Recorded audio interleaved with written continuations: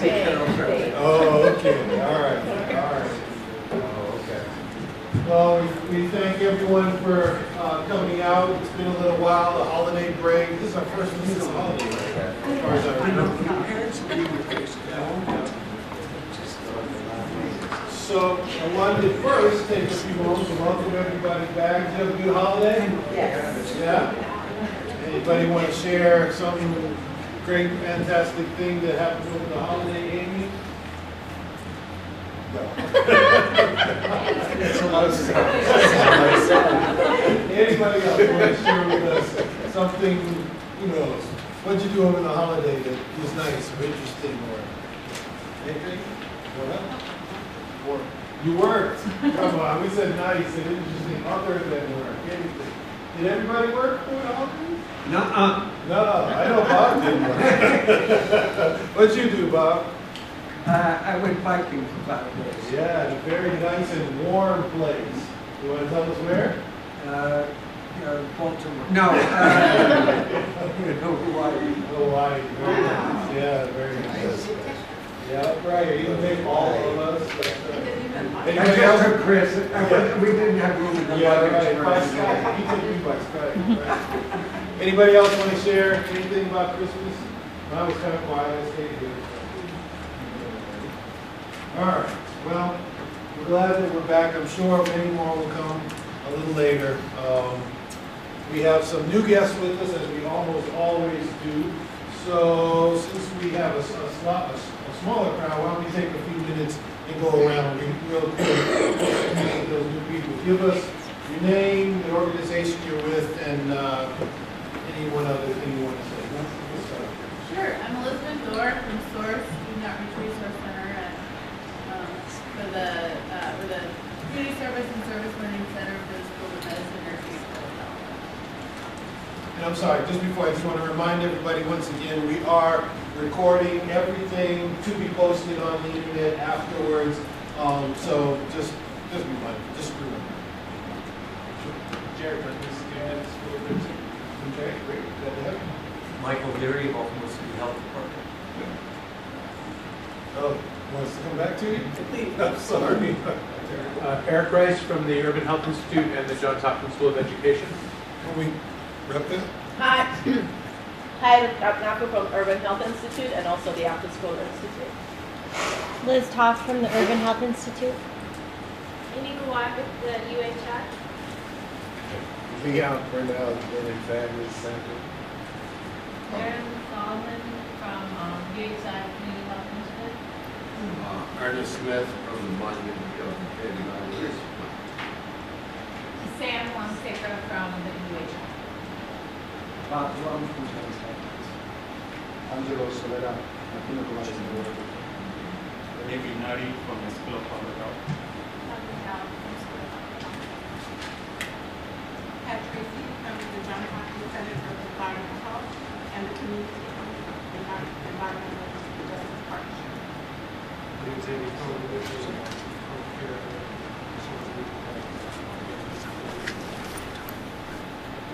Alfred Morris, the steering corps. Great. David? Yes, Dave Skinner with the Coalition to End Childhood Lead Poisoning, also Brain Health and Homelessness. Great, well, welcome to everybody. More will come, and each month they're a slightly different group of characters because we have a broad group, but welcome to everybody. As many of you know already, East Baltimore icon passed away recently, Hattie Harrison, and that's her picture. She was a member of the House of Delegates for many, many years, from 1973 all the way to this year. Chair of the Legislative Committee in Maryland, longest serving delegate in the Maryland House, very, very, very committed to East Baltimore. I did have the opportunity of meeting her many years ago. Some of you know her quite well. And we wanted to take a few minutes to give anybody the opportunity to say anything about her. There actually were a couple of people that were planning to do that, but they haven't arrived yet. So if they come later, we'll do this again. But would anybody at this point want to share a few words, maybe something you learned or you presented to her for, or anything at all? Almost. What's that? I was about to say. Oh, sorry. Do people here know her? Do you know Addie? So she She was, when I became director of the Urban Health Institute, she was amongst the first people I was advised to meet by Joe Smith. And before I had a chance to meet her, she reached out to me. Ernest, I don't know, let's see, Miss try to Hattie. speak up a little bit for the recording. All right, Miss Hattie, I grew up in East Baltimore. Miss Hattie and my mother were very good friends, and when Miss Hattie started out community organizing, my mother was actually one of the people that worked with her, and they used to carry us little kids around with them. And thanks to, hey Leon, guess what? I've been getting fed every meeting I went to since I was a little boy, man. I've been there. So, you know, I've known her for pretty much most of my life. It's over 20 years.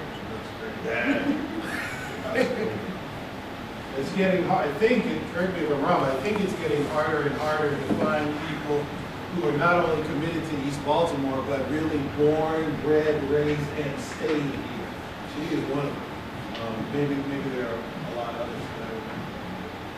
All right, well, I know that at least one other person wanted to say a few words tonight, but they're not here tonight, so when they come, if they're able to make it, we'll come back. We'll come back to that. What we wanted to do now is to give you an update of the methods team. For those of you that are new and this is your first night, this group is divided up into several working groups. There are at least 5 of them, and they cover things like the methods or methodologies that we're using to accomplish our business, communications, strategies, I'm blanking on some of the other ones now. Fundraising is one, students and community involvement, because we really, as we can tell, we have a number of students here, we like that, we want that, we encourage that. So we have a group that actively thinks about how to involve students in every phase of what we do. Emergency preparedness, emergency response. So in case, you know, we're out in the community doing a lot of things, knocking on doors, talking to people. In case we come into any emergencies, we want to be ready as a group to handle those things. So there's a group that's been thinking about those. Then we have a few others that come and go as we need to go forward. And some are active now, some will be more active later. But what we wanted to do is sort of update you on where we are with the methods team first, because a lot is going on there. So we have a presentation by Ernest Smith and Sam. Ernest is going to give you a little background as to what we've done to this point. For many of you, you know it already, but a few don't. And then Sam is going to give you where we're going to go from here.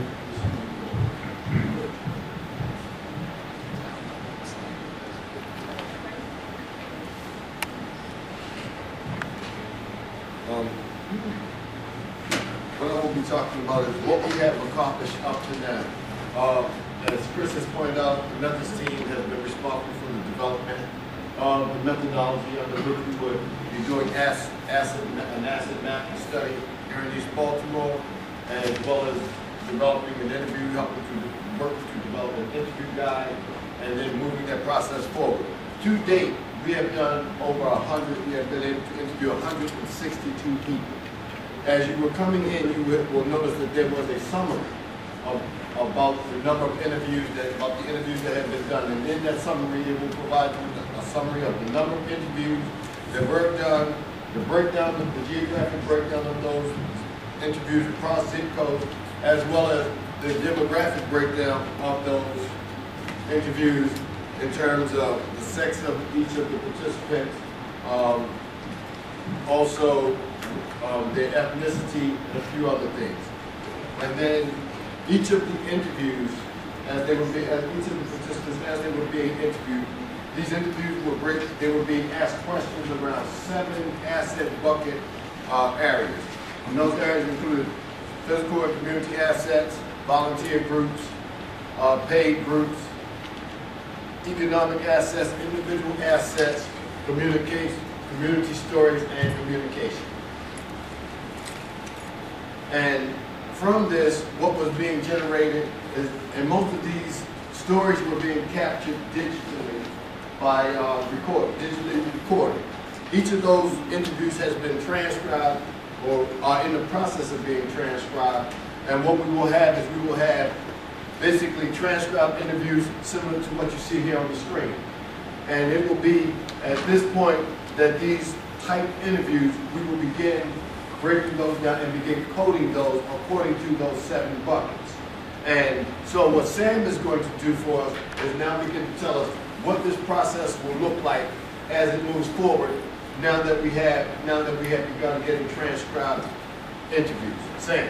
Yeah, so for those of you that were at our last All Partners meeting, I gave a brief description of what this coding process was, and we realized afterwards that it was really hard to kind of conceptualize what that really means, especially if you haven't done qualitative data analysis before, which most of us haven't. So we wanted to give you a more kind of practical vision of what that actually means and how we'd like the All Partners to be heavily involved in that process. So hopefully this will help with that. So as Ernest said, we have this data that is actually Word documents with the typed out transcripts. And so how do we understand now that we're at the point where we want to analyze the data, what that data actually means? And this is basically a 3-step process. So we'll first read through each interview transcript. Then we highlight and label the things that people said. And I'll go into what that means and more about how we do that. And then after that, we'll organize those labeled quotes to figure out what the data means as a whole.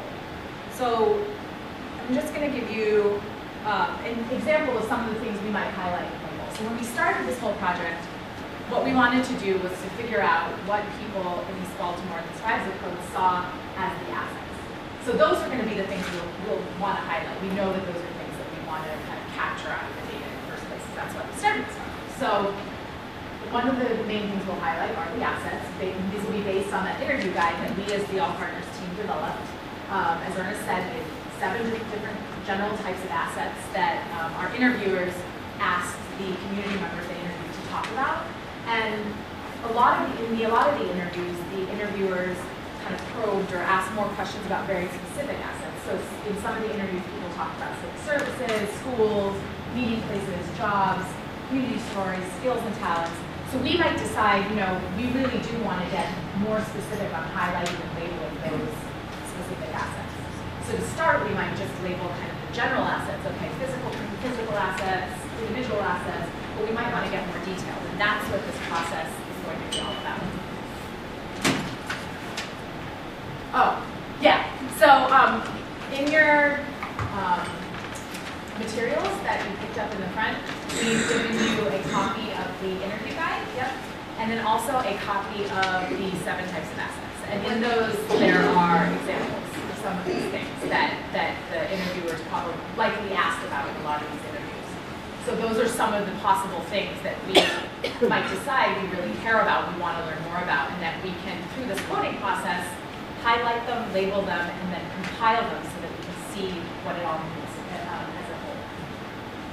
Okay, so what else might we highlight and label? It's really up to us as the All Partners, as the people that are interested in analyzing this data, so we can decide.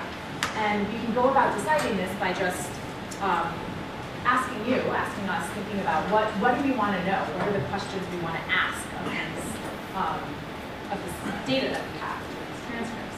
So for example, we might be interested in knowing what people said they want and need. And so what we can do is, as we are reading through these transcripts, we can highlight anytime anyone said, I want this in my community, or I need this. We can highlight that, and then we'd be able to have a list of all the things people want. We might want to highlight the ways that people said they have ideas to improve the community, or ideas to improve the health of East Baltimore. If that's something we're interested in, we'll be able to pick those out of the data. We might want to highlight what people said the best kept secrets in East Baltimore are. So those are the kinds of things that we can decide on even before we start this process. We want to know, and then focus on finding out those answers as we read through these transcripts. Does anybody have any questions about that before I kind of actually show? We'll do a live example. We'll all work on it together and see how the process would actually work.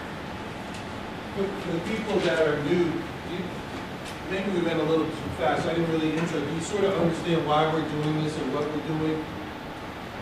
If there's if there are any basic questions, feel free to ask them now, because no questions. I'm new, so I'm gonna be asking. Yeah, sure, Yeah. that's fine. Probably everybody else knows the person, but you already did the interviews and you have already 62 people and now you're gonna take that information and just figure out what the information means. So my question is, obviously, representing the community. We talk about community, I talk about East Baltimore, but I don't see that community here. So I would think that would be something that would be more representation saying there is a community that is present in this project and how we can change that. Well, it's not funny, but I'm not surprised that you said it, but in fact, one of the reasons we've been talking with you is to fix that problem. We have stopped the general data collection, but our goal and our intention is to continue it in the Latino community. See, the reason is we wanted to start with Latinos just like everybody else in the beginning. But we didn't have anybody who could accurately translate things for us and then also do the interviews in Spanish if needed. And we have been searching since day one and have not had any success there. And that's the only reason that we don't have anyone. But now that we're in touch with you and the provider network, we're hoping that you can help us with those things, and then we can interview, I'm not sure how many you need, maybe 20, maybe 30, maybe 50, I don't know, more individuals specifically from the Hispanic Latino community to fill that test. And there may be, as we analyze the data, we may find, oh, we didn't get anybody who is over the age of 50. We need to get something. Or so wherever there are gaps, we may do some targeted work. But that's especially important. Leon, and then we'll come. Okay, the information that you collected is supposedly going to be put in the historical library. Is that still the plan? Bob? Yeah, so what we've talked about before is that we will, as part of the launch of this, we will have, and I actually got a call today from Nia Redmond, and we weren't able to connect around this. But that one is that we would have a launch and a display around all of this there. I don't know that we've talked about it being archived there, but it certainly makes tremendous sense for it to be archived there. Yeah, So, I mean, as a single vote, I would be very supportive. So again, just to let everybody know, particularly those folks who are new, we're not just doing this as, we never set out to do this as, quote unquote, just a research project so that we could then write a paper and go home and nothing happened. That was never our goal. Our goal was to, and we heard this from you, that hey, we know about problems in East Baltimore. What we don't know about are the good things in East Baltimore. That could be part of solutions. And so we did this to one, find out what those good things, what you, the community, thinks those good things are, whether they're people or businesses or others. And then the whole point is, one, communicate that to others, both in East Baltimore and outside, and then use that information to advocate in various different ways for change, for interventions that include those assets and those people and those resources that are in East Baltimore. So what happens with the data and what we find will take many forms. It needs to be kept somewhere. Maybe that's the right place to put it, what Leon is referring to. But we also want to together use it to accomplish whatever we think we need to accomplish in the ways that we think is best to do that together. Correct?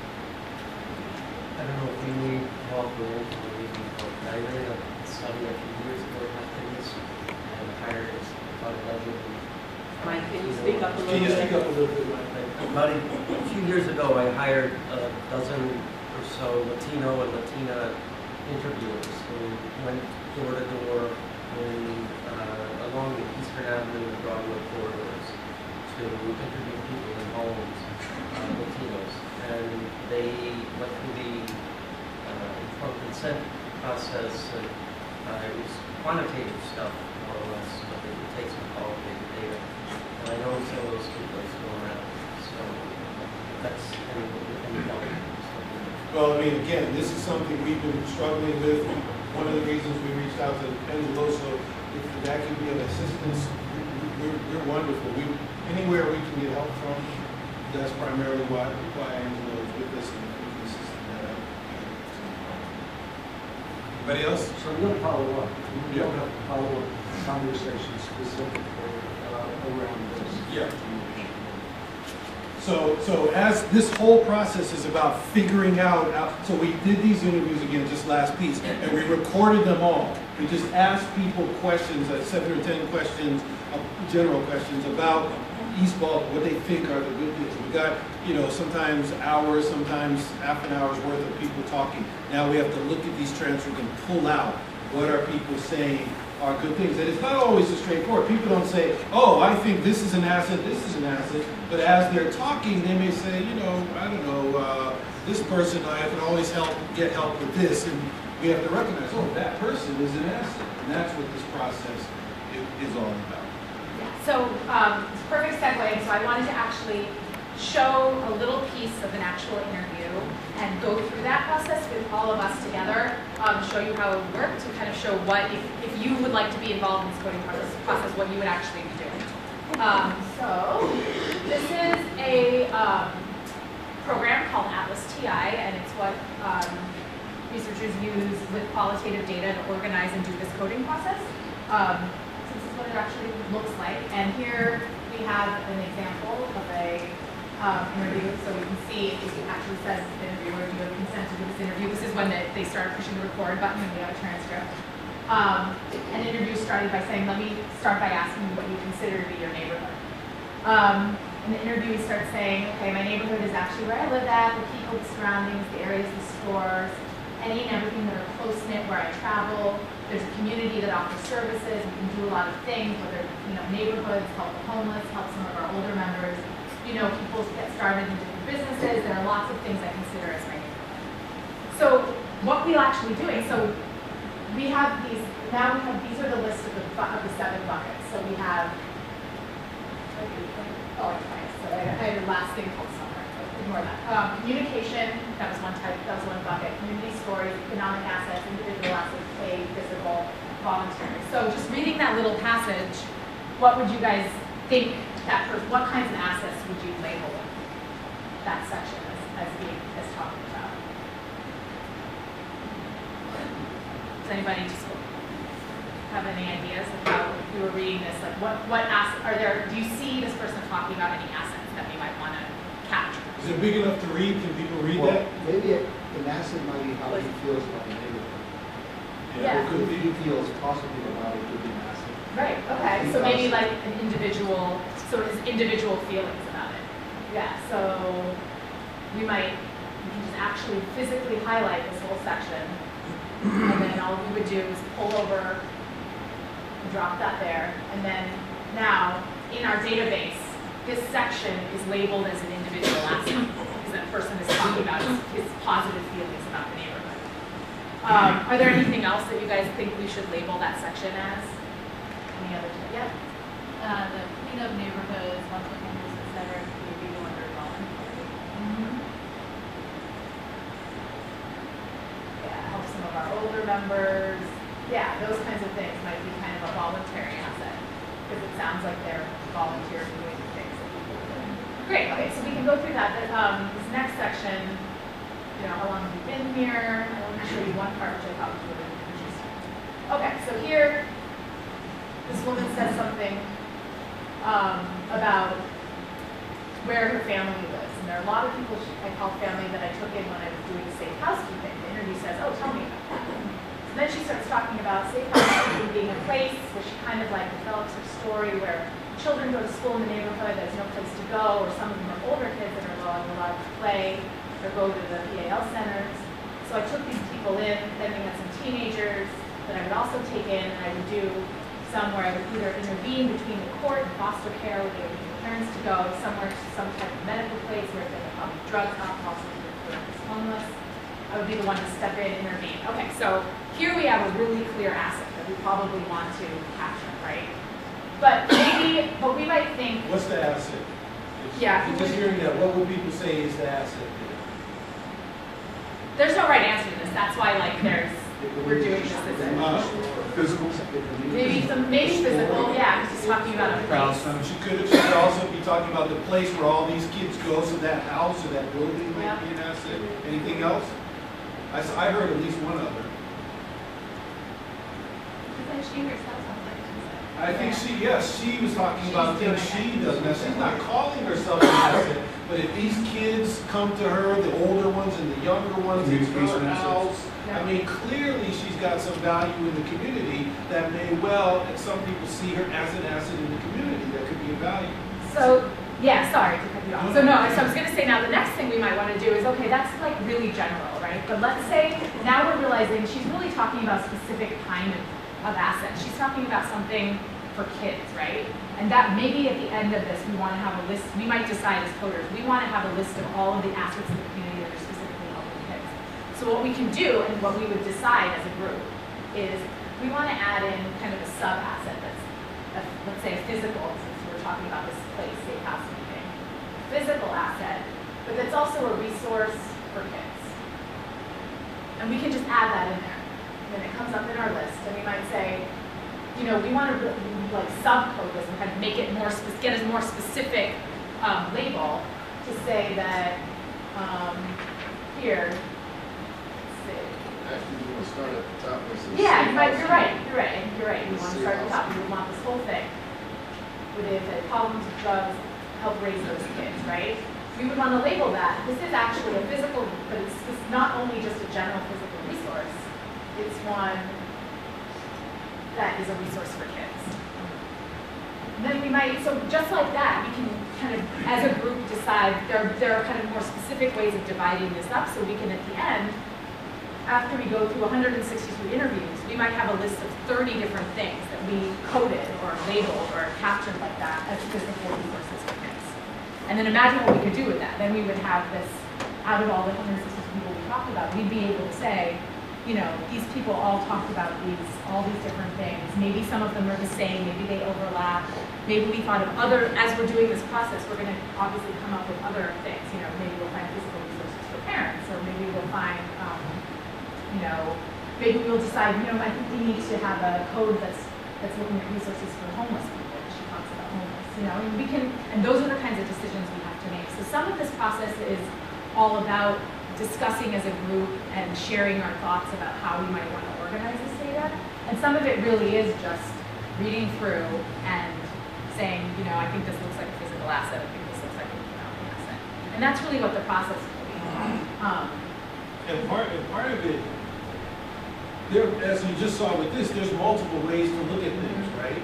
And so the thing we don't want, which is what usually happens, is we go collect this and then a few Hopkins students and faculty members do all the work. And what are they gonna do? They're gonna do their best, but they're gonna interpret it through their eyes, their experience, which may be very different than from the people who do it. So that's why we feel it's important to have people from the community taking part in this. Even though you've never done it before, you see, it's really not that hard. It just takes a little time. It's really about talking. There's no right and wrong. It can't be wrong. It's just reading and telling what you think about it and going forward.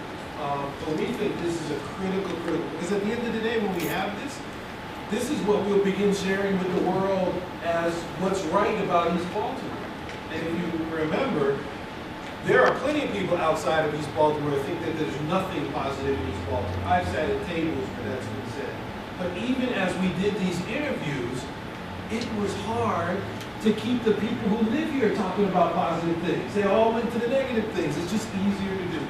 And so this is very, at least I think it is, very, very, very important information, and it's important to get it right so we can have the right stories to tell and advocate. I mean, think about, just right here, how could we use this information? Let's say we had this. How could we use this information in the future? Now that let's say we know this is an asset, the person or the types of things she does, or that home or house or whatever she's in. How could we use it?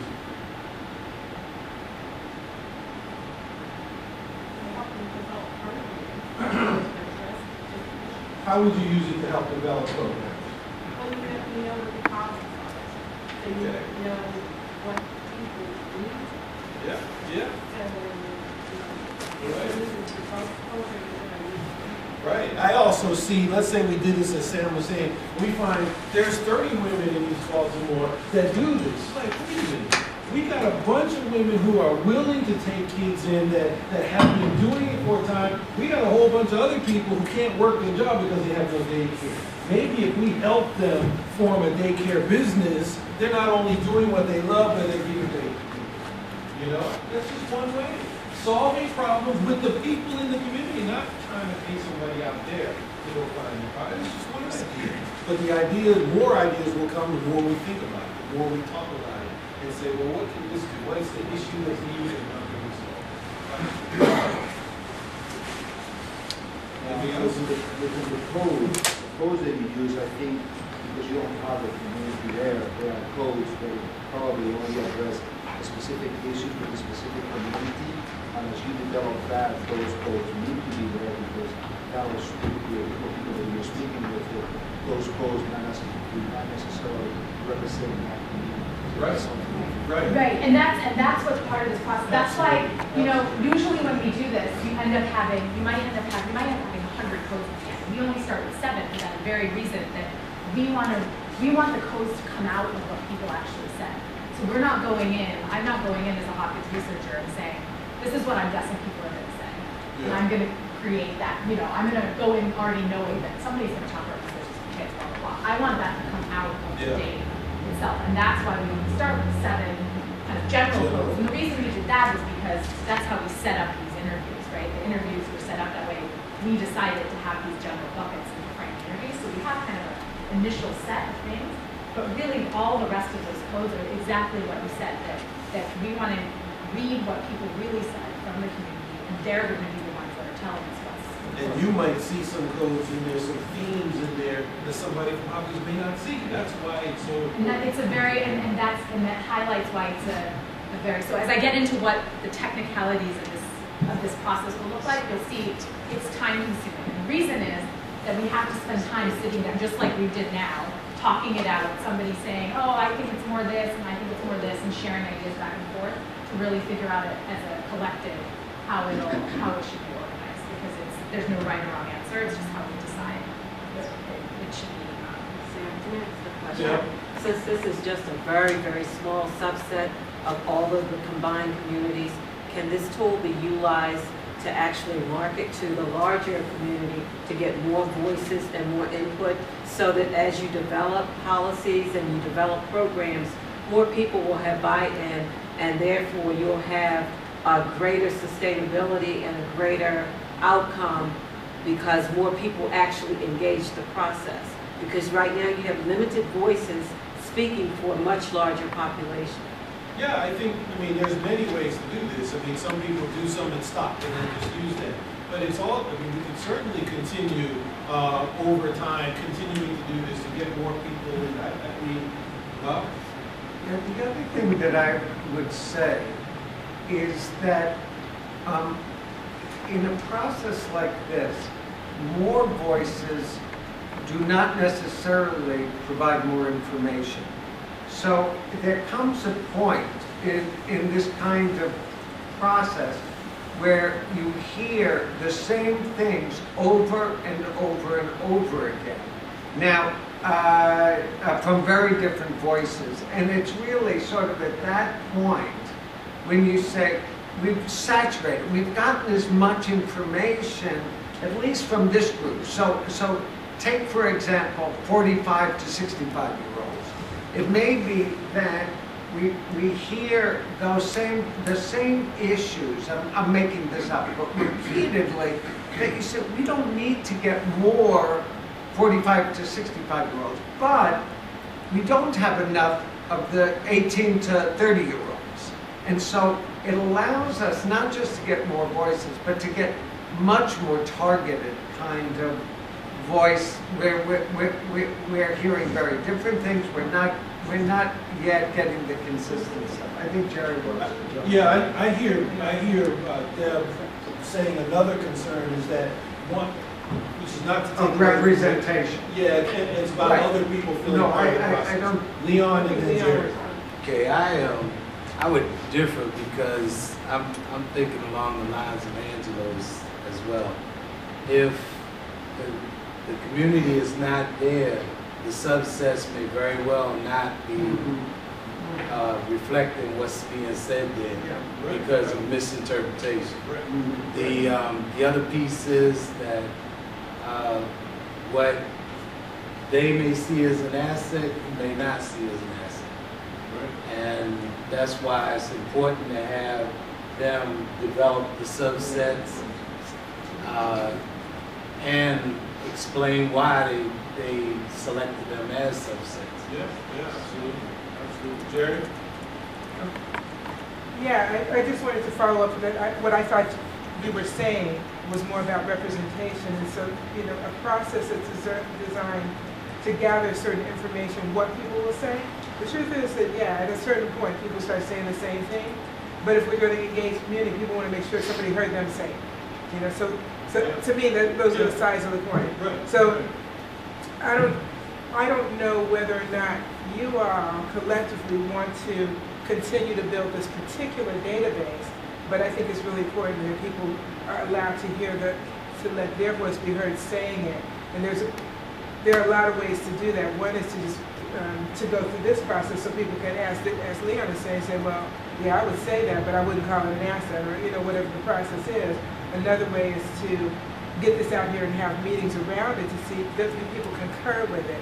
But if you want, you know, if you want it for the purpose of saying, I know who said this, then you want to add to it. So it just, to me, it depends on the purpose and the power behind the purpose. Yep. Ernest? Yes, and as we were having the conversation, one of the things that did come up is that this process, as these codes are being identified, that it would become an iterative process, in that as the coding group is evaluating it and is identifying what are the code, how to identify those different assets, that it would also be brought back to us, to all partners, so that we would also have an opportunity to look at it and say, you know what, you did not, again, you all did a great job, but that's an asset that hasn't been identified. So that we can also make sure that if there's other perspectives on something, it would also be captured.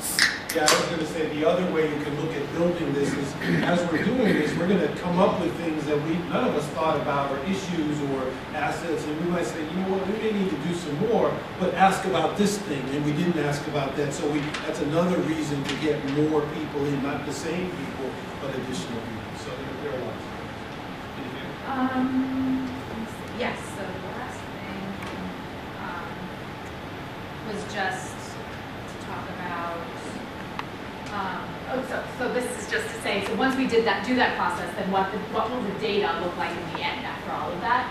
So like I mentioned before, what we'll have at the end of going through that and coming up with these codes and coding through 162 or however many interviews we end up having at the end, we'll end up having a list of quotes for each label of quotes. So for example, a list of individual assets, lists of resources for children, lists of things people want or need, and those will be based on what the community tells us they want out of this data, what we decide, what the data tells us, all of those things. So then it's up to us to decide how to use these lists or interpret what they mean once we have these lists of all the things. So again, as Ernest was saying, and maybe Reverend Hickman, this will address your question too, we can go back to a larger set of community members, or even the people that were the actual interviewees, if we can get them again, and present them these lists and say, does this reflect what you were saying to us? Is this how you meant to say these things? Because that's what, when you talked about that safe housekeeping place, were you thinking of that as a resource for children? Does that make sense to you? So that's the kind of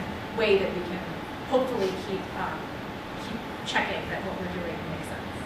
Can you clarify for me, and what you just said really just hit sort of where I'm confused at a little. You mentioned if we can get them again, and then we talked about how we can help build the capacity. So I don't understand, do we have information, like have we linked their name and address and all with people who said certain things? Like I'm still stuck in the process of completing how we follow this through and how we engage the same people. Man, you want to talk to that? I can't remember all the details, which is why I think you might. Yeah, we do not have names and attached to these specific things. We do have demographic characteristics. We can separate these by, this was an 18-year-old woman. This was a 30-year-old man. We know that, but we don't know names, and that was because we didn't, taking names and linking those names to these data would have involved an entirely different set of human subjects protections. So we're playing around it. I think that, I guess that in my mind, and people would have to tell me if this works, since let's say you have 7 people, men and women, who report taking unstably housed young people into their home and helping them out. And as Chris said, if that's going on, there's a business there that could be developed. I think that the strategy would be to have public meetings, do some kind of media campaign, but basically say, we know that in this community there are people doing this, and we think it would be great to organize to get a business together, or I don't know how we would. But, basically, are you helping unstably housed young people in East Baltimore on your own? Other people are too. Maybe we can do something more formal. I mean, I think it would be community organization, but we just didn't want to go to this name. Yeah, and that's exactly why I said if we can get them. But it does help me as we look at communications and how to get them back. And so if there is a, this media campaign, if we are going off, for example, looking at, say, are you interested in youth? We know that these things are here. Then the thought is that most likely those same people will engage. Yeah. I don't know if this is a stupid example or not, but this is what one example I thought of is like, let's say by chance that when we're talking to the adult, well, they're all adults, but the 30-year-old people, we find that there are 5 or 6 electricians in the area, but very few carpenters. And let's say there's a high school principal who wants to apply for funding to get a craft training program in her high school. This data would be informative to say, do it with electronics, do it with electricity because we don't have carpenters, and she'd have documentation from these data to say, we know there are electricians in this community who might be able to volunteer their time or be involved. It's a kind of dumb example, but that's how you use the data analysis, and I'll show you. No, I think those are very good points. Just to be clear, when you start taking names, that kicks the whole research process into a whole different level, which would just grind us to make things much harder and take a lot longer. So does something stop us from including those addresses on the mass mailing? We don't have addresses. Listen, we took demographics, so race, ethnicity, age. But the minute we get to something that can identify you, that's when the sort of it gets into another bucket, because the idea, the protections on research is that if you can be identified and there's something sensitive that comes out, someone could potentially get it used against you. So greater protections have to be put in place, and we didn't want to have to go to that level because it would slow everything down. And not only did it save trouble, I actually think it was a good call, because when we first started going out to interview, we thought that people would want us to come to their homes because that would be most convenient for them. And we got clear messages in seeking people out that was not what people wanted. They preferred, not all of them, but they preferred to come to us, and that was specifically in order to maintain anonymity. That's right. So I think scientifically it was a good call, apart from the fact that getting names involves a whole other bureaucratic thing. Yeah, I saw a couple of hands right there. I was just going to say that we've kept track of the different ways in which we recruited people, or like where we reached out. So we do have that, so we can try to double back. Yeah.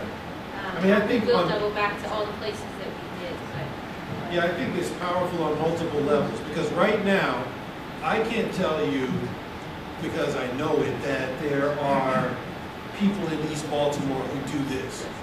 I can't do that because I can only think it. But at the end of this time, we can say we know there are people who do. That's a message. Again, I've talked to so many people. I'm telling you, I have sat at meetings and higher ups at Johns Hopkins will deny it to high heaven. But the statement was made that no more money should be spent in East Baltimore because it's an unsalvageable community. There's nothing there worth salvaging. This is data now that can absolutely refute that. That's one level. If we did nothing else, that's a big thing. But now we can go on, as Nan was pointing out and others, to think about ways of how we can use these assets to solve real problems. I think, we'll come back to David. Ernest, did you have your hand up? Okay, David? It seems like another issue that will have to be dealt with is once the assets are identified, like for example, Nan's scenario with the electrician versus carpenters. And let's say you wanted to get into a program in the school, there's a question of eligibility. You know, people who would be able to pass a background check to be able to work in a school, to work in capacity with a certain organization. Yeah. This doesn't fix all the problems in the world, but it begins, instead of, people who have no information can be very powerful sometimes when they're in the right place. Oh, we shouldn't spend money in East Baltimore because there's nothing worth spending money in. If I don't have anything to say, yes, there is, other than my feelings, I can't get anything. But now that I got data, that from talking to real people, now I take some of that power away. So it doesn't fix all the other problems, but it begins to get us to go in the right direction. And I also think that in terms of reentry, I think that if you've got some stereotypic idea of what a formerly incarcerated person is, you might not think that bending those rules or finding something, but if you know they're electricians, if you know they're carpenters, if you know that they're people who take young people in off the streets and have saved lives, that changes your perception. Absolutely. Or we hope it will change some people's perception of the worthiness of that. Absolutely. I think another set of information that we get is the Angela, I changes. can't hear you. I'm sorry. I think something else you can get is the changes that are happening within the community, whether people are older or younger or married or unmarried or black or white, pink or purple. It'll give you a different picture of what's actually happening, which is very different than maybe what happened 10 years ago. So I think within the data at the end, it will clearly show you the different trends and how things are changing. Which I don't see a better time, I'm sure. We could look for that. I mean, that's like a great idea. We can keep, as we're doing this, that might be something we want to put a label on. Right. You know, when people talk about changes in their community over time, or things that they've seen change or whatever.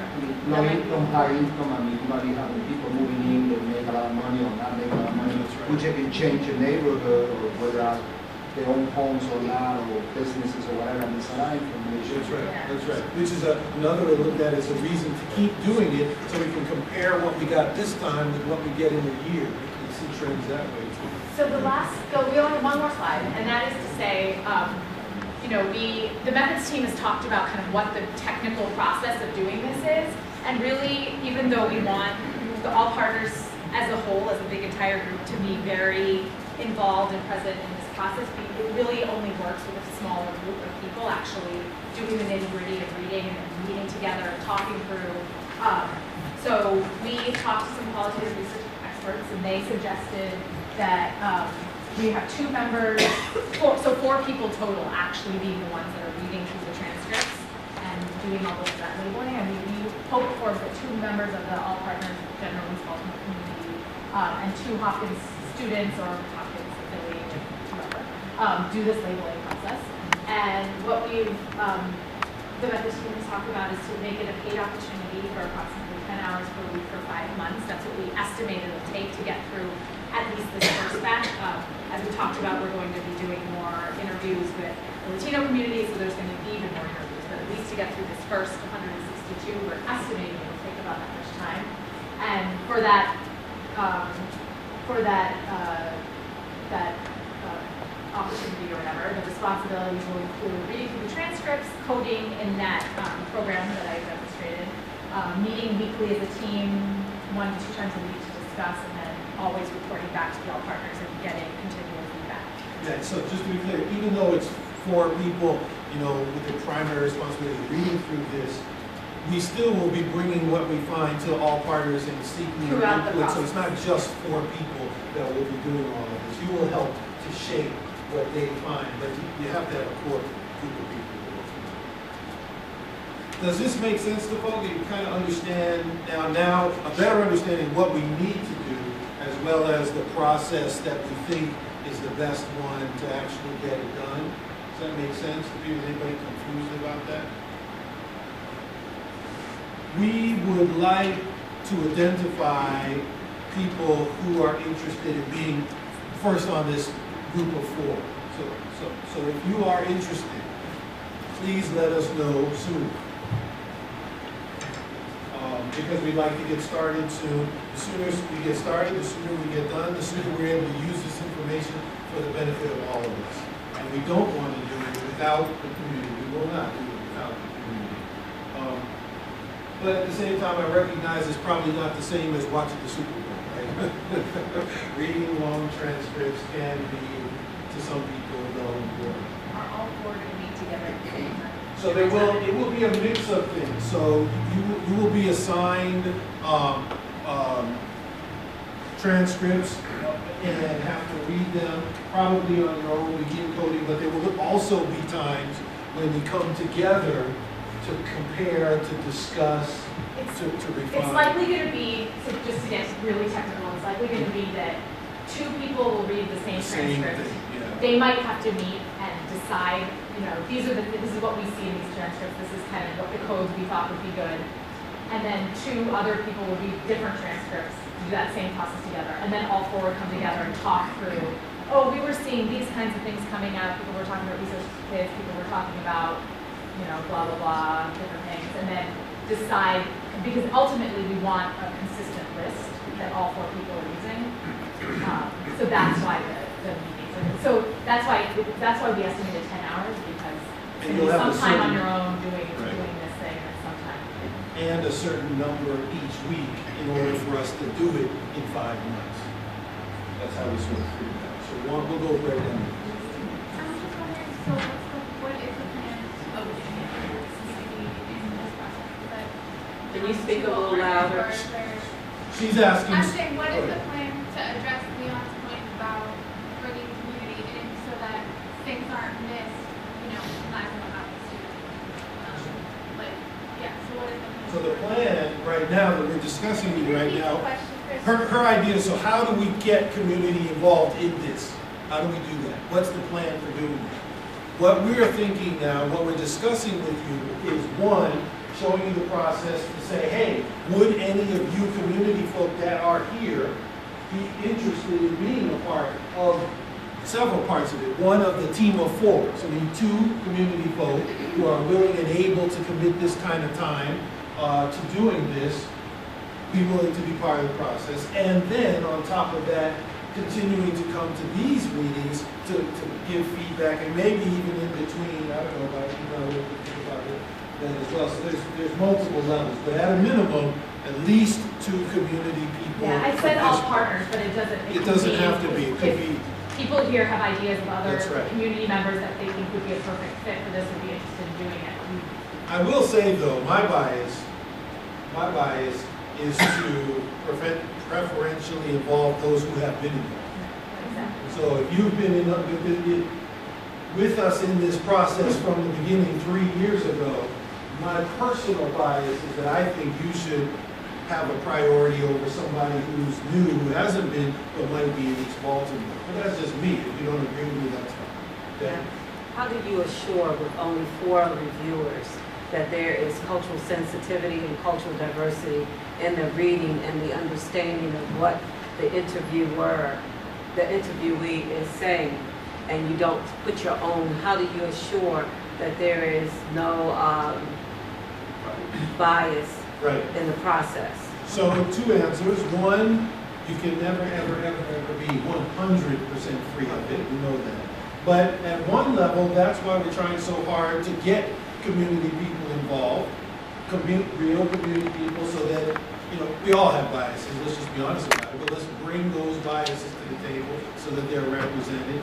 The other level of that is through this, you know, the larger all partners or other when we feedback. We're not just putting this in here to say, oh, so you can feel like you're involved. We need you to be involved. But you don't have to read all the transcripts. You might read the codes. If you want to read transcripts, you can, perhaps, but we need this group involved at a broader level too. And by doing those kinds of things, we're hoping over time. Nan, did you want to add something? Yeah, I did.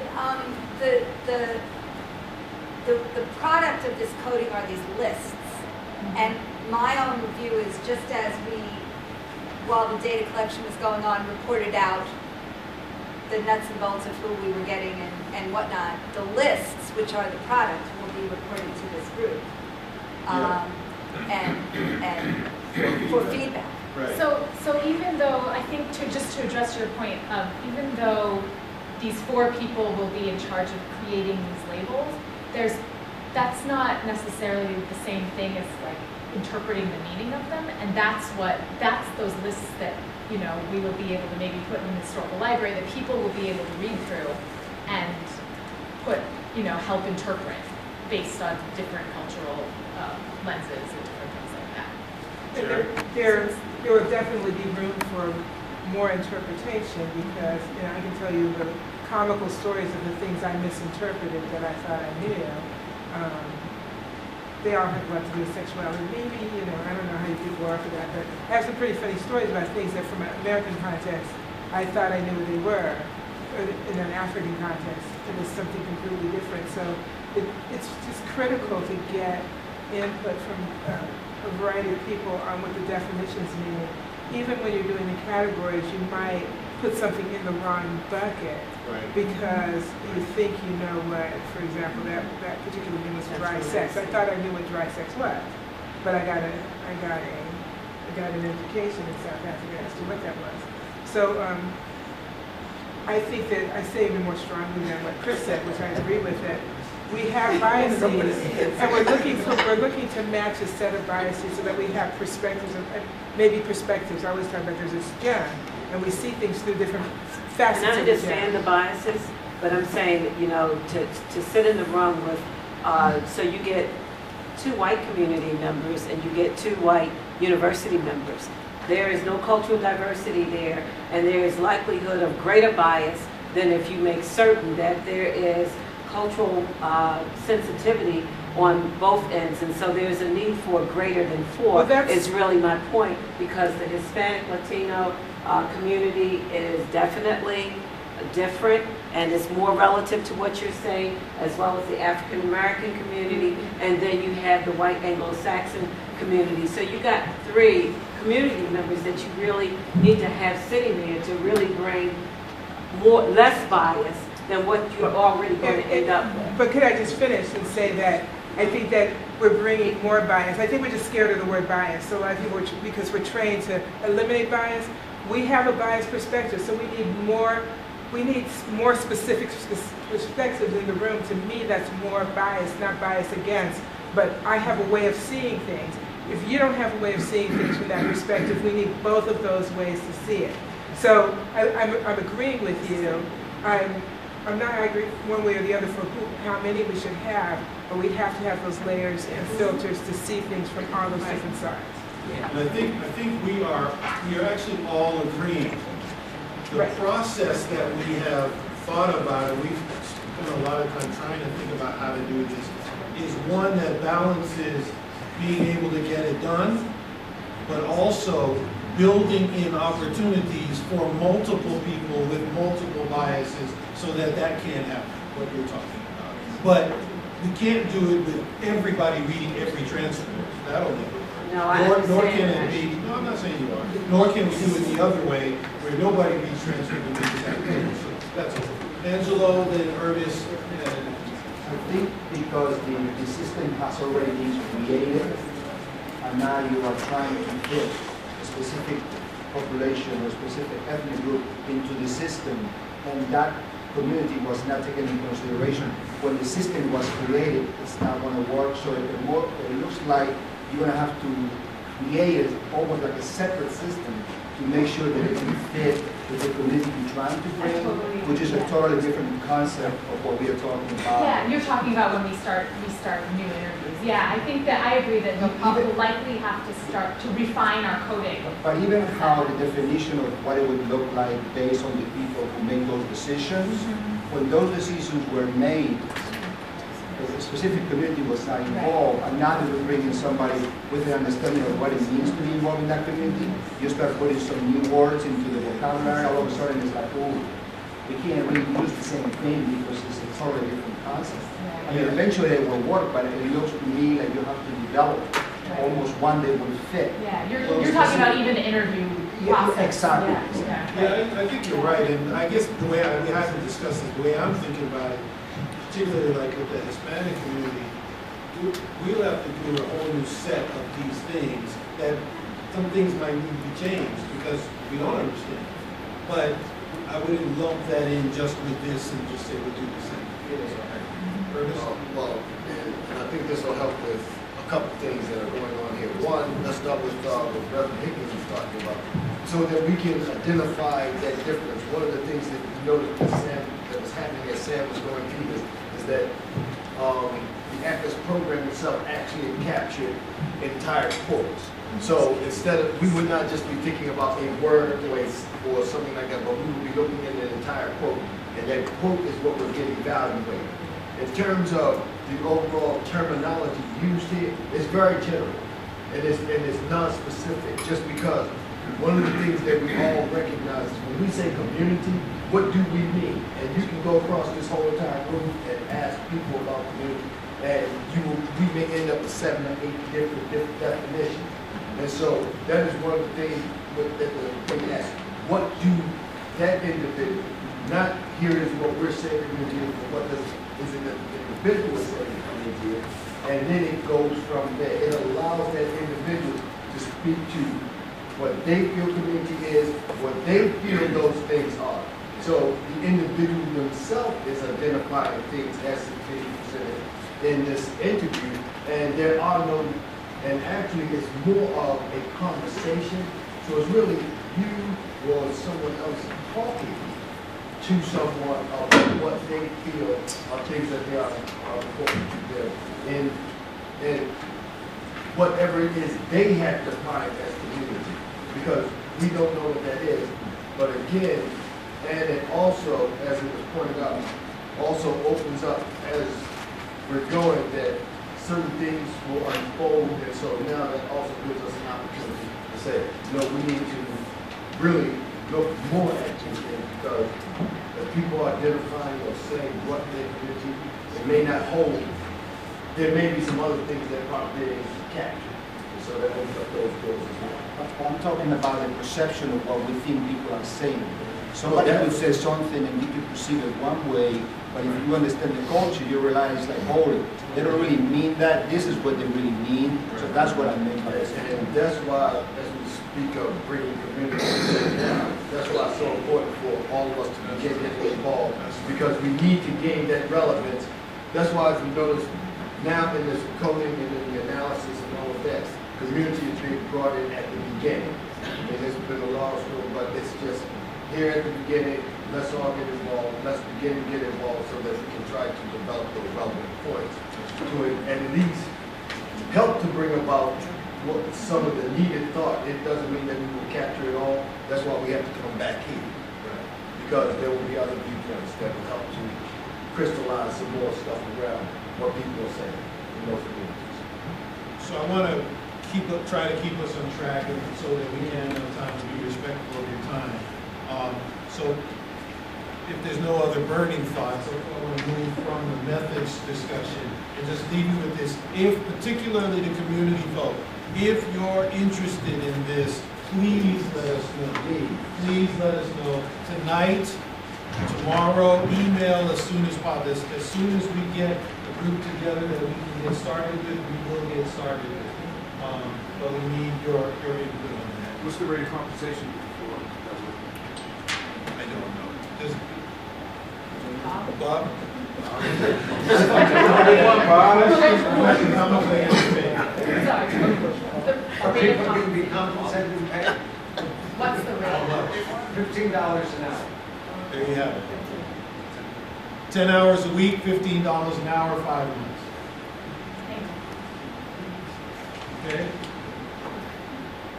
To do 100, well, maybe closer to 200 transcripts by the time. Any other questions before we move on? Okay. Please let us know tonight if you're interested. So communications team. So we have another team that focuses on, what do we need to communicate amongst ourselves? What are messages that we need to communicate to others? How do we facilitate involvement of the broader community? And I understand Roxy is, where's Roxy? Oh, there she is. You have a report out for it. You want to stay there and do it? That would be great. Yeah, sure. Just try to speak up. Some of the things that we talked about the role of the communications team, not only after things are coded, but what's the long-term view for what our responsibilities will be. In terms of what we'll do with the data after it's been coded, we were talking about holding a number of focus groups between 8 and 10 persons in each group and discussing what that would look like. People would come from different zip codes within Baltimore, and it would also include the data collectors who were responsible for doing the interviews in the first place. We would present the CLI findings and find out what the groups think and how the information will be used. Okay? Then we would creating an ongoing process over 6 months to a year for deciding how we'll disseminate the information. We would ask all partners who and how the data should be shared. I think we touched on that a little bit at one of the other meetings. It's important to highlight particular stories on data findings to help gain interest. And this is good for coders to keep in mind as they're going through the transcript. We'll document or record the entire CLI process. Many people are blown away by the number of interviews that we received. And I know initially we had talked about getting approximately 500 interviews, but we want people to keep in mind what we did get is far more than a lot of people thought that we would be able to do. So we need to understand that a good job was done. Just to reiterate that point, Nan was telling me the other day, and I didn't know this, that there are some researchers at Hopkins who simply don't believe we did this. 162 interviews for this kind of research is an astoundingly large number. Many studies of this kind are done with 10 or 20 or at the most 30 interviews. So just to put it in perspective, our original number of 5,000, we thought that was stupid. It was so outside, they thought it was stupid. I'll just be blunt. And so we got 162 and we're not done. They just think that's crazy. So this is fantastic, folks. There's a lot of information here that can be useful to a lot of people on a lot of levels. And it's still going to take some process to get it out, but Roxy's absolutely right. And just to add one other thing to the unbelievableness of this, I never even recognized this, is the fact that this was done without providing any incentive. Oh, that's right. I forgot about that. Which is what I learned last week. We got 162 interviews without providing any incentive, which makes it, in my mind, almost unbelievable. And I'm one of the people sitting here working with them to get it done. Because normally people are paying anywhere from $10 to $25 or sometimes a little more to do this. We didn't have to pay anybody anything. And part of the reason is because it was done by community with community. Part of the reason. I'm sorry. That's fine. And then finally, we discussed further, because the meeting prior to the last meeting the communications team held, we were discussing what the PSA would look like. We're going to do a PSA, whether that's a montage of a lot of the different parts of the whole operation, or it specifically highlights certain stories that were told. That's what we're looking at doing, and that it's not really clear yet where we're going to go with that, but we are working on that. And Wanda has, I think as most people know, has volunteered to really spearhead this. So the bottom line here on the communication side is we already have, and we will increasingly have a lot of things to talk about, to communicate to people and to hear back from people at a lot of levels. So we want you to help us think through, where do we start? What are some top line things? And it's a little hard when you don't actually have the data yet, but we can begin to think about, who should we talk to about what, and what should we try to do with this stuff. And more ideas will come as the data comes out. So that's what the communication team is beginning to think through now. We'll bring our recommendations to you and hear back from you about what you think. The other piece of it is, as Roxy ended up with, is that before the Christmas break, we did Wanda Watts, who is part of the media and communications group, we offered to help produce a PSA ad for us, ready for TV PSA for a very small amount of money and get it on television. I think she said like 28 times over the course of a month, so getting a lot of play out. So it's not completed yet, but we have an opportunity to shift a little, because in the beginning when we were talking about that, the target was to get people to do interviews. Well, we don't really need that now, but we do still want people to be engaged in the process and think about this data. So we need to think about, well, what should the message be in this PSA as we go forward with it. So any ideas you have around those kinds of things, assuming now we have not all, but both of the data, if we were to do a PSA, what would it be about now? Any feedback you can give us on those things would be helpful. Any quick thoughts anybody have? I know it's getting late, but any thoughts? It's okay. Go Ravens. Go Ravens. That's right. That's right. So think about it. We're going to be continuing to struggle with you with these things and share them with you. The last thing that we have on the agenda that we want to spend a little time with is, so we've been at this for 3 years. We've been planning a whole lot, and now we've done something and we're still finishing it up. But where do we go from here? We've begun to talk about this in a couple other ways, but are there things that you think about, not necessarily the things I've talked about or others have talked about, but are there things we haven't talked about yet that you think are important that we should do, either with this information or this data that we're now collecting, or this process that can allow us to go in areas that we haven't thought about yet? What are your thoughts on next steps? We already talked about some, but we're trying to make sure it's not just one or two people's ideas. Anybody been thinking about that or have any ideas on that? Yes. So it looks like it's going to be like another 5 months to a year before there's anything the community can use? No. Okay. That's a good question. She said, so it's looking like it's going to be another 5 months or so before there's anything the community can use. I'd say no to that answer. What I would say, it'll be at least 5 months before everything is completed. But even before it's all completed, it's going to be done in stages. So there will be information that can come out. Here's what we've learned so far. Here's what we've learned about X. Here's what we've learned about this. And so it's going to be an ongoing process, an iterative process that will start before 5 months and continue long after 5 months. That's right. So it won't be any surprise that my interest would be social determinants. Why am I surprised? And what do you think? Well, what the data tells us, what clusters appear. So let's say you learn something.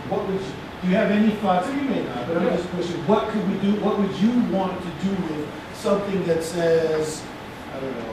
All about. I want to map it. I want to see to the extent that people want to further deepen their stories. We showed that the last time I was here. So mapping voices so that they get audio or video, that they can storytell deeper levels, but integrate that in with data to have conversations at the policy level. And also to... what kind of piece to have conversations at the policy level? What kind of policies would we, as a group, want to change, if we could change, to make health and life better in East Baltimore? Well, I mean, I think we have a health and wealth policy of the city, but what we know from around the country is that for that to be robust, there has to be, what it all comes down to is that there's power and then there's health. And there's a relationship between your power and your health. So the more power a community has, the healthier it is. So power measures are reflected in their ability to influence policy with their courts. And there are some benchmarks. And these things Like exist. what? Oh, well, there's multiple legislations that have been passed around the country that does not yet exist here. I think we have infrastructure with the health and well power. But there's any number of, and I'll give you one that's live right now. So there's a $2 billion school bill at the table, right? To renovate all Baltimore City schools to be 21st century schools. There's been some community engagement, but not really. And so if you look at any of the surrounding counties with excellence in schools, I can tell you because my family business is in the Montgomery County school system, and my son goes to Howard County, their programming is exceptional. So if you want to ask what people want to do, first of all, there's 2 generations of folks that haven't had that kind of programming here. Even the oldest African-American baseball league, which my dad acquired, has been decimated, right? So people don't even know what they don't know. So there needs to be a process where they're exposed to, oh, this science program is available, this dance program, and that needs to be built in to the school conversation so that the programming that occurs at a school at the neighborhood level is part of this conversation. That has not happened, but yet $2 billion, which is an enormous amount. So you're saying getting involvement of East Baltimore people around what happens to the schools in their community. And the funding, because specifically, when this happened in New Orleans because of Katrina, the folks just came up and said, well, we had the chance to rebuild 85 schools. And here's what's critical, community engagement. Here's how it doesn't happen in Chicago, even though they said it did. Here's how it didn't happen in Philadelphia, even though they said it did. But here's when it happens right, how that could be a game changer. And there's an entire set of best practices. There's an entire funding set of issues because you're talking about 1 or 2 percentage points on $2 billion. That's like $40 million in out-of-school programming that we're not talking about, right? So that's one policy piece on education that has dramatic health implications, that's live, that's this session. I mean, we could be here all day talking about it. I just want, I'm not trying to beat up on anybody. But those of you who know me know I'm a very practical person. That now this is where the rubber meets the road. We can talk about theory all we want to, but now what do we actually push specifically? And so I'll be pushing you. We'll go around this way, Deb, and then I saw Angela, and then we'll go to So I think that the policies that actually need to be considered for East Baltimore, as well as probably citywide, is making certain that we're looking at the mental health of our children from grade school all the way through, and having interventions that are able to be designed that are going to impact those children all the way through to make certain that they're getting through, as well as having it impact the family so that there is a full family cycle of mental health surveillance as well as intervention taking place, and that there are policies around the reentry population. As we've already heard, some of them wouldn't qualify to be accepted in their communities for some of the positions or the trainings that are taking place to certify them, and electricians as automobile mechanics and the like. And so policies need to change that are going to affect impoverished communities. Policies need to change around how the health care system is addressing the health and wellness needs of persons that are residing here in East Baltimore. Policies need to change. Hold on one second, you're moving fast. Is somebody taking notes first? And this is actually important because I'm hearing, so the reason why, part of the reason we're doing this is as we talk about it and we go to code this, we need to be looking for mental health. Are there resources that are natural assets in East Baltimore that could help with this mental health issue? Because the second one was incarceration. Was the reentry policies around making certain that communities are infused with resources to be able to build and develop the skills of those coming out, and that there are positions that they can actually get into, that don't take them back out on the street, but actually begin. The whole policy really needs to be around developing the urban family in East Baltimore, developing the urban communities in East Baltimore, so that they're not looked at as non-viable community, that they are viable communities as long as human beings exist in them. So therefore, something different needs to occur, and that we are really taking it serious. And I'm going to stop there so everyone else can So I get. heard a number, I heard mental health, I heard incarceration, reentry. The health and well-being, how the healthcare system here engages the health and well-being, as well as how do we develop skills development in the community.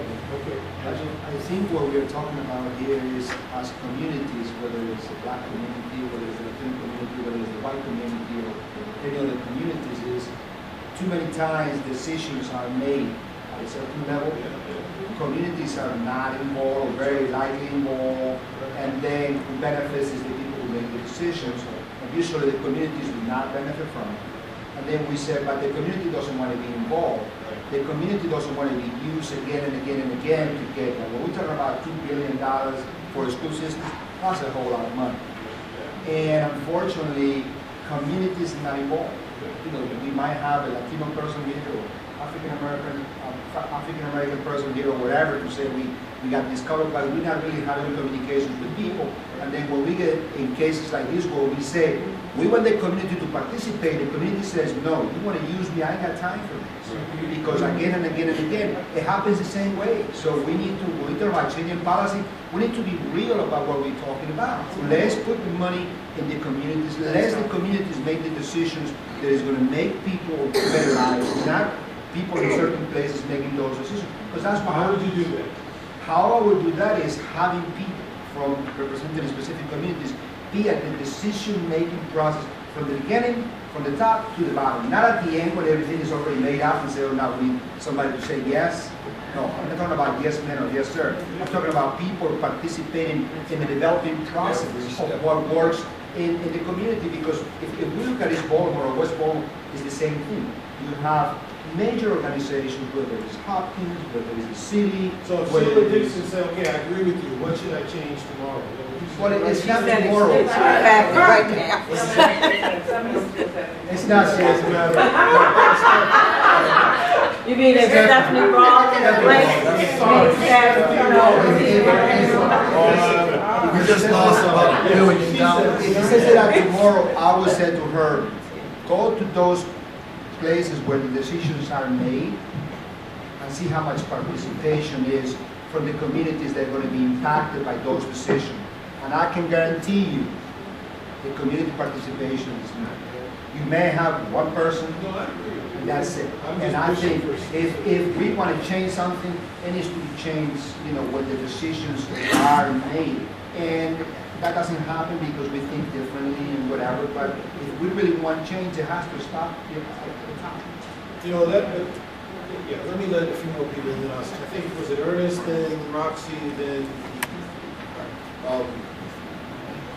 in terms of this process, in terms of what's coming out of this, and Dan and I began having a discussion about this today because CHI came up, and that is the McKelvey Park, or the McKelvey Park community. I'm not going to say the association, but there has been a grant that was granted to the Mayor's Office of Criminal Justice for the development of a monument gallery, McKelvey Park Revitalization Committee. And it is going to literally place $980-something or close to $1 million be directed towards the McKelvey Park community. Information, and one of the things that we were discussing is the stuff that we are doing here now.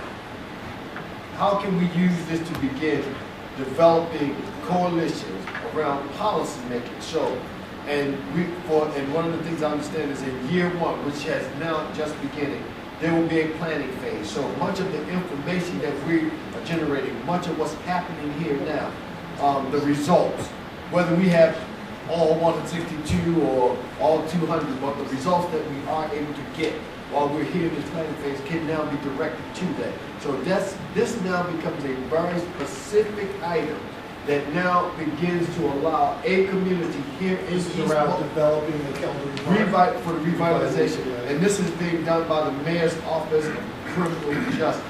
And the interesting part as I spoke with him is he was telling me that he made the decision to literally put his office and have his base of operations in McElderry Park because he felt this was the area that it would be impacted. He also felt that because it was the area being impacted, he wanted to make sure that he was right there knowing what was going on and involving that community and the community, its partners and everyone else in the potential for making decisions about what happens in that community.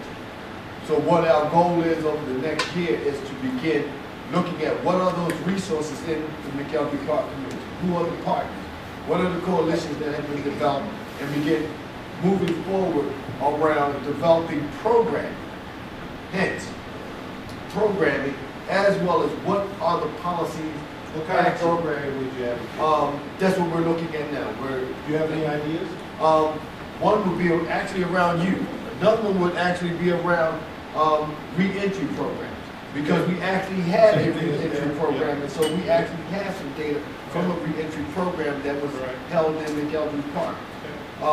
Now around how can we improve the policies, because we know that there was some support, but how can we now begin to improve those policies to ensure that these individuals are getting employed? Because one of the problems I ran into with many of them, and what brought me here, is the fact that many of these individuals, we were sending them out to these jobs, and one of the big hurdles that people was crossing, even those who considered that I felt we had relationships with, was that these individuals had these incarcerations, and in some ways they just could not get around it. So we need to begin working on those policies around that. So looking at ways to support these individuals.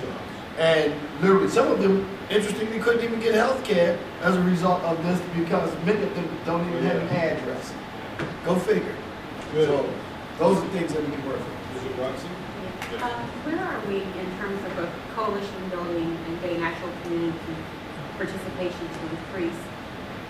Where are we in terms of getting community associations, schools, and all that, partnering with them and talking with them to, really add something to this and talking about coalition building? It just seems to me that those are, assets that we're not going to have. So I think the honest answer is that we've been focused on this asset mapping so much that we haven't been doing a lot of that lately.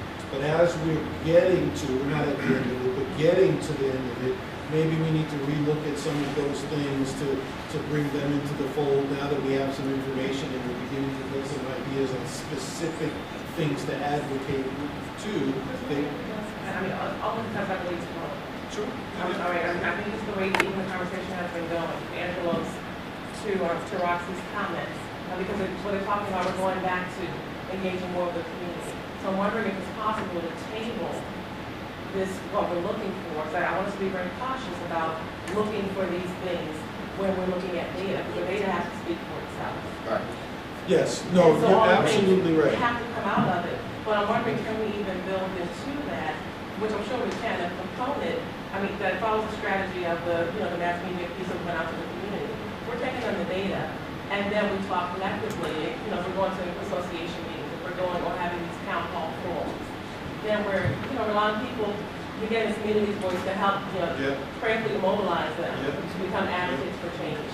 And then getting their input about, what they want to focus on as a community. Because even in this room, we're still doing the one person speaking for the community, as opposed to giving them the opportunity to speak, at least more than one person. Yeah, no. This is not going to take the place of any of that.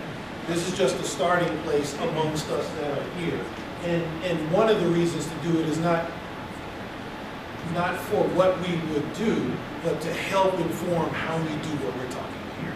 And it's something I learned as I have done this in the past and even talking, that even with my own biases, and we all got them, hearing from others can inform now how I look at these transcripts when I'm looking at them. Even though I can say, well, I know that already. So I agree with you. I mean, 9 times out of 10, the transcript's going to reinforce what we think. But I want to be careful about going into it thinking. No, and putting you're our absolutely minds right. into it. We're not talking about excluding anything, this is multiple layers, so I agree. Rebecca, did you have something? I feel so strongly that building capacity for policy and advocacy at a community level is really, really essential in order to bring about change. And perhaps a great way to do that is through community coalition.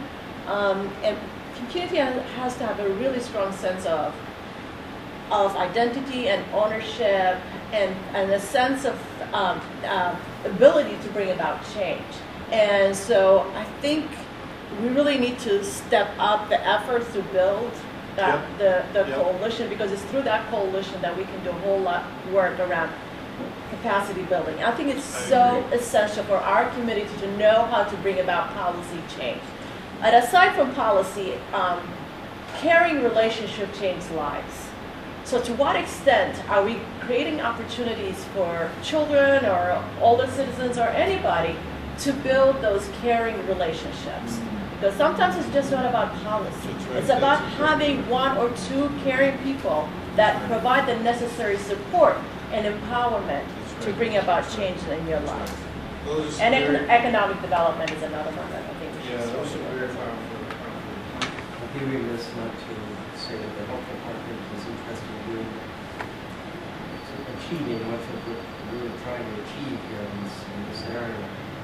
And there is a health care policies agenda that's so as we move forward, be advantageous if we could at least include Absolutely. And I must tell you, I'm an impatient kind of guy. Now, some of you think I move too slow sometimes with this process, but I'm impatient when it comes to solutions, and maybe it's the wrong way to look at things, but as an example, this is not to talk negatively about anything, but I get impatient with an idea like health and all policies. What the heck does that mean? What are you specifically doing? I mean, conceptually, I know what it means, but when a legislator has to make a vote for something, what does that mean? I struggle to know what that means, so to me, that's not helpful. But if we take the next step and be more specific, okay, what does that mean for this or for that? Now I got something to build on. That's why I push you. Everybody doesn't have to think that way. That's just me. I'm sharing with you who I am, which is why I'm pushing this. But I think we are stumbling on a stumble. We are talking about the issues now where we all want to go, to try to make some improvement. And I think in closing, I would say two things. A number of you said it, or sort of put it, this building people's capacity, I think is so important. And there are many ways to do that. One of the ways that I think we can do that through this project is, and I mentioned it before, is now we're going to be learning about people's individual skill sets and helping them. We can use that information to help them improve those skill sets, come together in ways to build whatever, businesses or others. That's a form of capacity building that why I think that's so important is not just for the job, or not just for the money it brings, but what I've been thinking about, let's talk to Bob about this a little bit. If somebody were to ask you, what is the essential ingredient that is needed to make a urban ghetto be seen as or become a healthy place, what is that thing? And so, Chris, can I interject right here? It is critical to interject right here. I think that Rebecca hit on something about the capacity development, the collaborations that must take place. But greater than that is the listening of the university at the community that's been saying the same things for centuries over and over again. It's not that we really need to give the community capacity to know how to run an automobile shop, but we have to give them the capacity to be able to get the funds to run the shop. But it consistently is heard by the community is that you want to tell them how they ought to live when they've been showing you and telling you that they know how to live, but what they need are the resources in order to be able to live. And until people start to respect the voice and also respect the skill set, then it'll continue to be this fractionation of people, of communities, and of capacity, and we will have a greater criminal system, because when people are seeking to survive, they are doing other things because no one is paid attention to what it is that they told you that they do in their community, and they do well. And everyone else knows it, but then they keep, as Angelo said, they get tired of you coming and saying this, this, and this, and no one is giving them what they need. And so by the time the asset mapping gets coded and gets turned into something that's readable, they have gone on to either have to move, close down, or do something else to survive. And so when does the community gain the respect to be able to be heard and to be resourced so that they can actually show you a thriving community? Well, let me answer it this way. This is just Christoph. This is Chris. I'm going to do that occasionally. Most of the time I'm representing something else. This is Chris. I think you're right. And what I was going to say fits into what you're saying. But since you brought that up, I'm going to say something that might seem harsh, but I think it's reality, and then I'll fix it. Nobody in this world gets money for nothing. Nobody. We don't live in that country. Right? So for people to expect that to happen wholesale, I think is dreaming. Because it's not going to happen. But, in my mind, when I'm talking about capacity building that we can do through here, with the resources of Johns Hopkins, with the community, it's not just teaching you about how you can run a business. It is teaching you about how running a business, but then helping you to launch that business and giving you the stability to make it successful. That's an entirely different sort of thing. And it's doing it in the way with the view that one day I won't be here and I want it to be successful. That's a different type of thing. That's what I mean. And the last piece, just before I go there, we talk about interacting with community and understanding. And Angelo, and many of you have brought up about having more people involved in the decision making, which is important.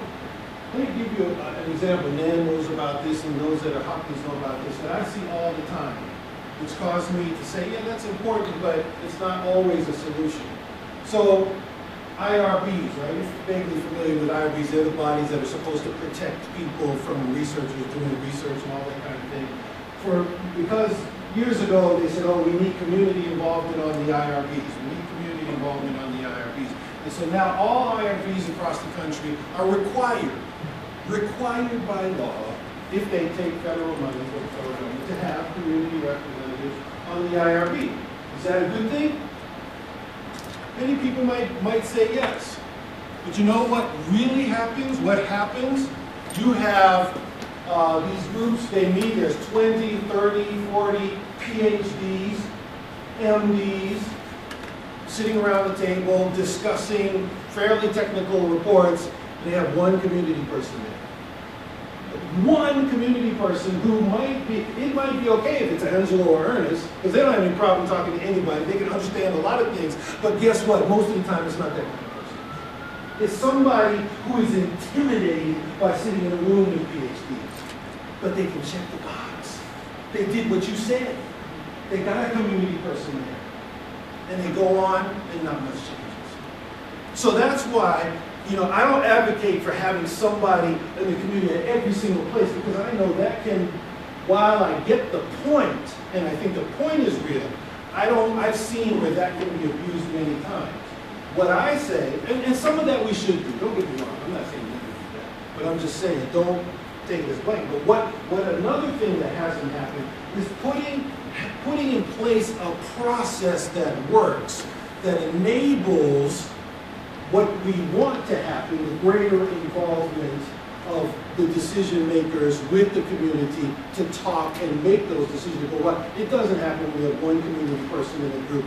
But think about what's been happening in this group over the last year. You've gotten the vice president of Johns Hopkins Healthcare to come to this meeting. Do you understand what that means? The vice president of Johns Hopkins Healthcare came here. You didn't even have to go there. So when you have a process that works, that people, that's ongoing by itself. It's not seen as just begging for money. It's seen as really trying to work, and I don't have to worry about they're gonna scream at me and call me racist, but we're gonna talk about real issues too. But we can work together to go somewhere. I believe then, as is happening now, if Patty Brown comes here and says, we got this $20 million grant and X million of dollars is supposed to go to the community, if you can help me understand how you can do it, I'll give you the money. If we didn't have this process in place, that would never happen. Never. And so, one of my goals, one of my things is to see this process, this group, these work groups continue, get bigger, and when I'm gone, still continue. Because it'll enable community folk to interact with Hopkins higher up and make some decisions, whether or not they're on every single committee. And in fact, if I got a direct line to Patty Brown, I don't need to be on the committee because she's going to make it happen.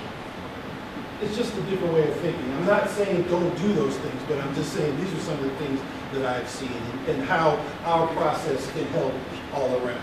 Adrian, and then we'll close.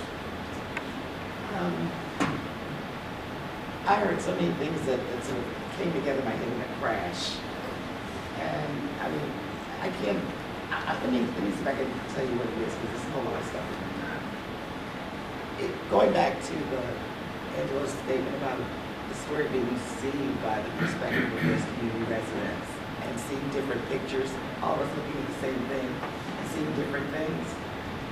Even when we talk about just the asset mapping piece of it, the health department has an agenda, a policy agenda that says eliminate liquor stores in neighborhoods. Because one of the social determinants of health is the presence of liquor stores brings down the health status. But if I talk to community residents, and I can, that same liquor store is the sponsor of the Little League. And so I'm sitting here hearing all this stuff and saying, we got so much work to do because we can't even identify assets, really. Because what's an asset to me is not what's to you. And so I'm so far back past policy because that real conversation. So from the liquor store owner's point of view, it's his economy. It's how he feeds his family. And so to talk about building a new business, he has a business. And so when I talk contrary to his ability to feed his family, we're not all on the same page. And so we have to get a grip and start to look at what are those things that, in Michael's view, are the social determinants of health. What are people doing in relation to that? What has to change to keep people whole? Because, one of the things I heard is, the food status. So we go in and we kill all the little sub shops. We kill the economy of many families. So I'm saying it's not as simplistic as we make it. We're not ready to push the policy agenda because we're not ready to understand assets. I hear it in different ways in my travels. And so I'm just sitting here going, it's a tall drink of water. And that's all I want to say, but It's I mean, a tall I drink feel of water, everybody. but hard has never been a reason to not. No, I think it can be done, Chris, but I think we rush to push a policy that we're still missing the mark. When we close down businesses, we miss the mark. There's got to be some other kind of way of looking at this that brings everybody along into win-win. Absolutely. Continue to help us think this through. These are not easy solutions. If they were, somebody would have fixed them a long time ago. But I do believe we have begun along a path that is making things better. And we can only get stronger and better if you stay involved. Let us know if you want to be involved in the data mapping, and we'll get back together again next month. Thank you so much.